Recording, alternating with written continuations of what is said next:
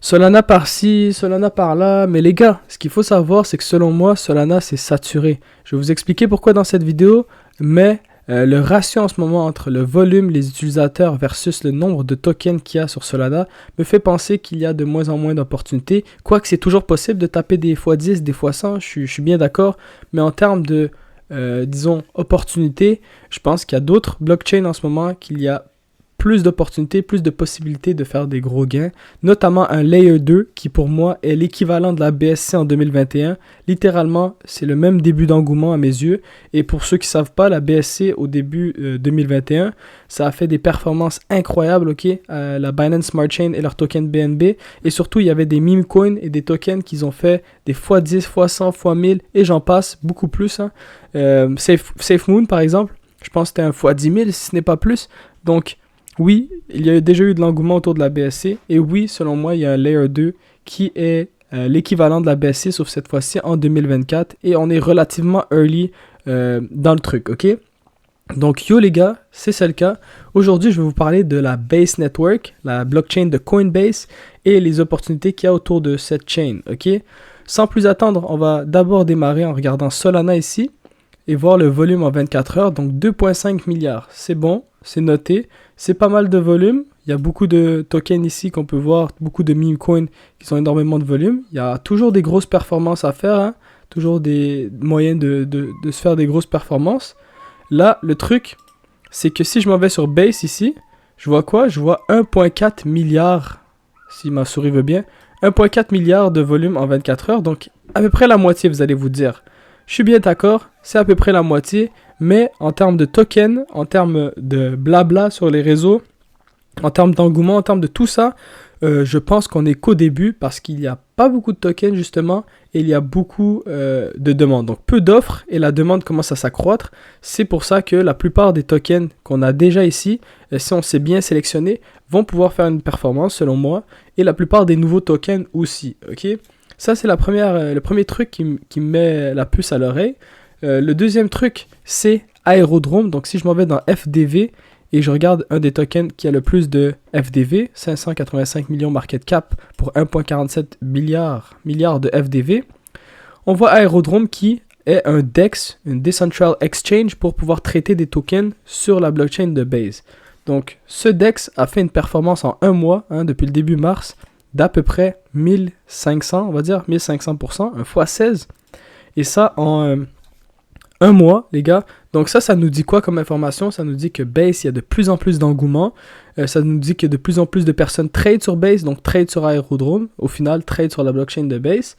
Et ça nous dit aussi que le potentiel est immense parce qu'on est potentiellement qu'au début de ça, hein, potentiellement au début de tout cet engouement, parce que justement, comme je l'ai expliqué plus tôt, ça n'en parle pas trop sur les réseaux, il n'y a pas trop de projets qui se lancent à l'infini, vraiment, ça reste sur relativement les mêmes meme coins. Pour l'instant, on connaît Brett sur cette blockchain, on connaît Brett, on connaît Toshi, mais bref, ça je vais en parler un peu plus tard, des projets qui peuvent être intéressants, mais vraiment, c'est ce qu'il faut noter, c'est l'engouement qui potentiellement vient de démarrer, hein. Si je retourne sur la charte, les gars, je vous rappelle, en daily, c'est ça, hein, donc je vais enlever ça.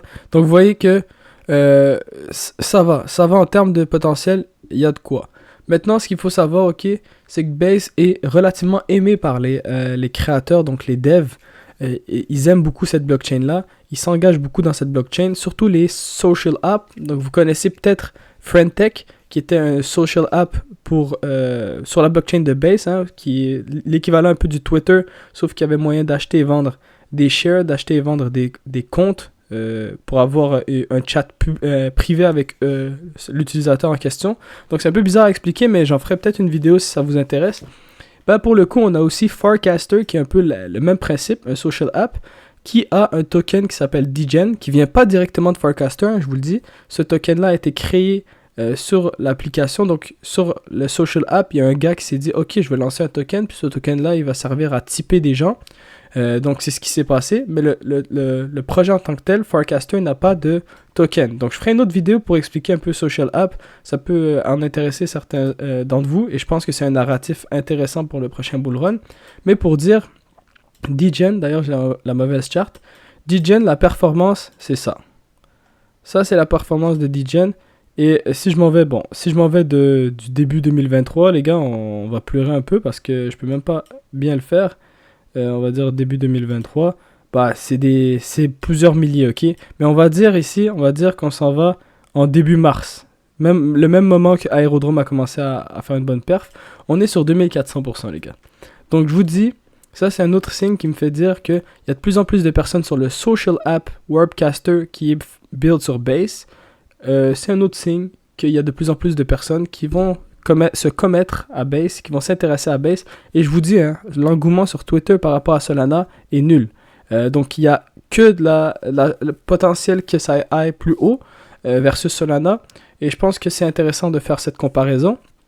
Donc, ça, c'est la deuxième raison qui me fait dire qu'il y a moyen, ok, qu'il y a vraiment moyen sur Base, que c'est intéressant. La troisième raison, les gars, c'est que il y a un token qui a été launch hier, il y a à peu près 24 heures. Et ce token, ben déjà d'abord, je vais vous le dire, il a été lancé par Satoshi Rip.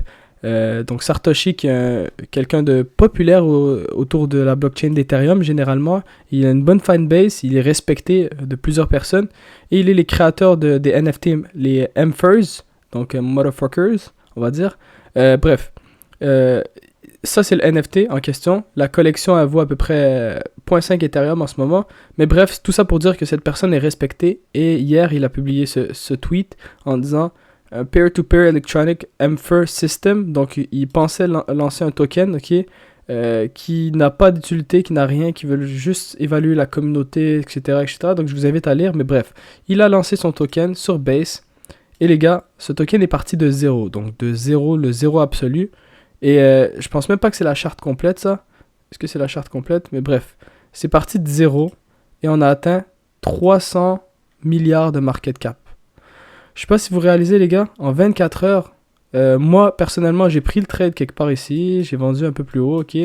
Je pensais pas que ça allait aller si haut, ok. J'ai vraiment sous-estimé la chaîne, ça c'est une erreur de ma part. Mais les gars, 300 milliards de market cap. Je sais pas si vous réalisez, j'ai plein de potes qui se sont mis trop bien sur ce trade.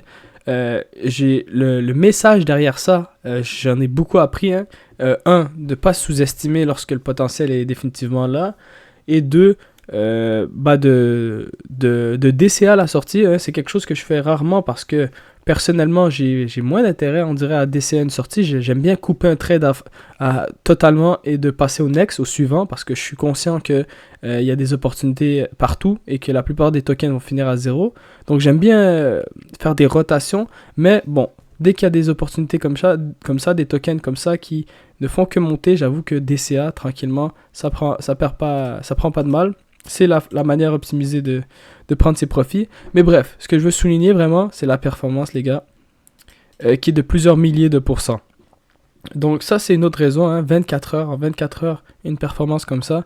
Donc, imaginez le nombre de personnes qui ont bridge de l'argent d'Ethereum jusqu'à Base, ok, ou bridge de l'argent tout court de n'importe quel réseau jusqu'à Base. Je n'ai pas les datas, j'aimerais ça les avoir, mais tous ceux qui ont bridge à Base, d'après vous, qu'est-ce qu'ils vont faire, hein? Tous ceux qui ont acheté ce token-là, qui ont fait beaucoup de profit et qui sont en train de vendre en ce moment, on voit que ça c'est en train de retracer. Ces gens-là, qu'est-ce qu'ils vont faire? Bah, selon moi, ils vont aller repérer des tokens qui n'ont pas trop monté et des tokens sur la blockchain Base. Je pense qu'ils vont garder leur Ethereum sur Base et ils vont aller repérer des tokens. C'est pour ça qu'on a vu des projets comme ça. Si la charte c'est pas la bonne charte, mais des projets comme Dino qui, à partir du moment où MFER commençait à drop, des tokens comme ça qu'ils ont fait des petites performances quand même, un petit x5, mais en quelques heures. Pardon, donc clairement sur Base, il y a un engouement. Et personnellement, j'ai quelques petits tokens en tête que j'évalue une possibilité de rentrer. Ok, je dirais que les sure shots, les coups les plus sûrs, c'est de prendre les tokens les plus populaires. Donc là, je vérifie MOG, mais ça, c'est sur Ethereum, donc ça n'a pas de sens. Évitez ça, évitez toutes les copycats, toutes les copies des autres meme coins.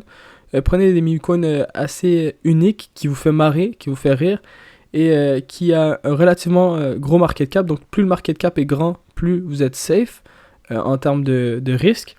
Donc voilà, c'est un peu les conseils de base, c'est un peu des conseils de partout. Mais moi personnellement, j'ai des yeux sur Les classiques, ok, tout ce qui est Brett, qui est un classique, même si le market cap est énorme, 767 millions. Toshi, pareil, 189 millions. Même si ceux-là, les market caps sont énormes, ils sont connus, les gens connaissent ces tokens-là.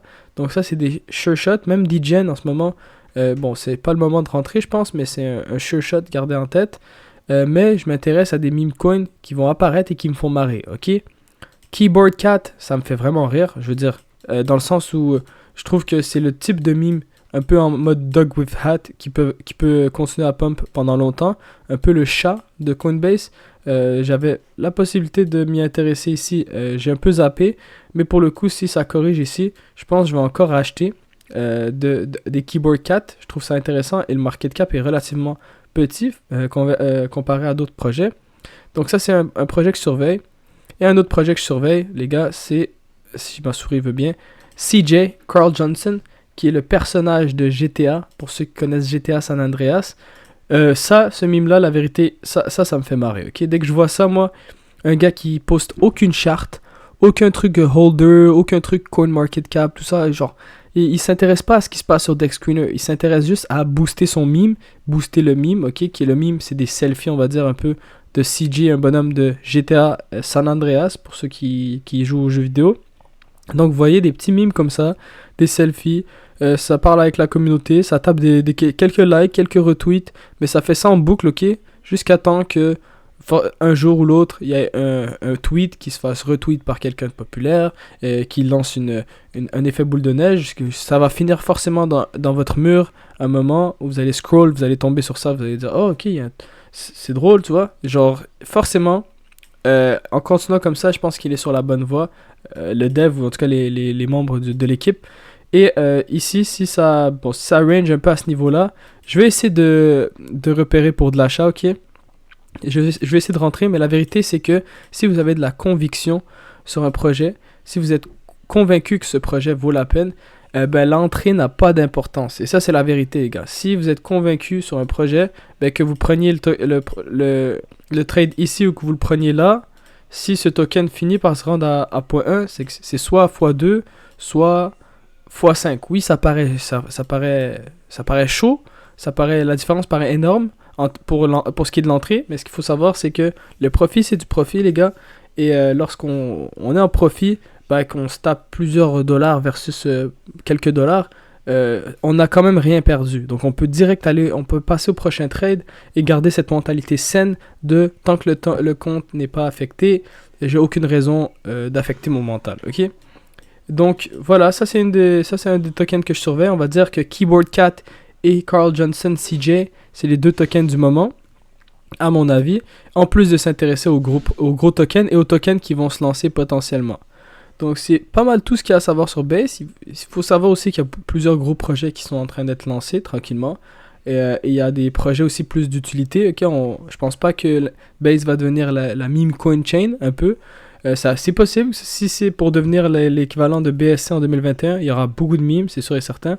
Mais il y a aussi beaucoup de projets intéressants, innovatifs, avec une bonne tech qu'il faudrait garder à l'œil. Donc voilà, il y a aussi plusieurs airdrops, plusieurs projets qui font des airdrops dans Base, alors que Base lui-même peut faire un airdrop. Donc il y a moyen de farmer plusieurs airdrops. Donc je vous invite juste à faire des transactions par-ci par-là, de vous y intéresser avant tout, la vérité, vous y intéresser. Et les airdrops, ça va venir tout seul. Hein. Moi, j'ai pas farmé quelque chose sur Base en tant que tel. J'ai juste passé des transactions, acheté des tokens, et si jamais ils lancent un coin, je pense que j'aurai peut-être une petite part du gâteau. Donc voilà, c'est ce qu'il faut savoir sur Base. C'était assez court, je veux garder ça vraiment court pour juste mettre l'emphase sur le réseau et sur les opportunités qu'il y a, parce que oui, Solana c'est intéressant, oui, il y a moyen d'être un meme coiner cheater sur Solana pendant des heures, mais sur Base, l'engouement vient de démarrer, donc le risque est plus faible à mon avis. Donc les gars, il y aura une vidéo qui s'en vient demain pour le 1K challenge, je vous oublie pas, ça fait un petit moment mais j'ai pas lancé beaucoup de trades cette semaine. Et pour ce qui est d'autres vidéos, j'en ai tout plein de vidéos intéressantes qui s'en viennent. Donc restez à l'affût, mettez un like, un commentaire si vous avez kiffé. N'oubliez pas de vous abonner et de partager la vidéo à vos potes. Franchement, je vois que la chaîne grossit de plus en plus, bientôt 500 abonnés et ça fait vraiment plaisir. Donc voilà, on se retrouve pour la prochaine vidéo. Peace!